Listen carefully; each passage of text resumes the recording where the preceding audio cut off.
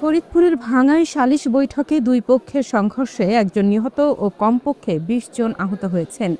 রোববার সন্ধ্যা থেকে রাত পর্যন্ত আলগী ইউনিয়নের সোনাখোলা গ্রামে এই রক্তক্ষয়ী ঘটনা ঘটে। নিহত জাকু মাতব্বর সোনাখোলা গ্রামের মৃত আনোয়ার মাতব্বরের ছেলে। জানা গেছে, একটি ভ্যান চুরির ঘটনাকে কেন্দ্র করে রোববার সন্ধ্যায় দুপক্ষের মধ্যে একটি সালিশ বৈঠক অনুষ্ঠিত হয়।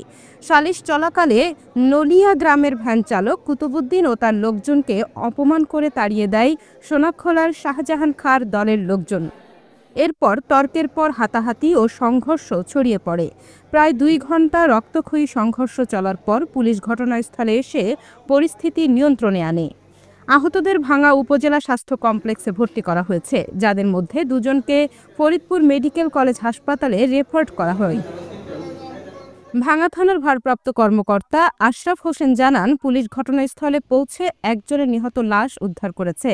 এ ঘটনায় ভাঙ্গা থানার ভারপ্রাপ্ত কর্মকর্তা আশরাফ হোসেন জানান, পুলিশ ঘটনাস্থলে পৌঁছে একজনের লাশ উদ্ধার করেছে। এই ঘটনায় মামলা প্রক্রিয়াধীন রয়েছে।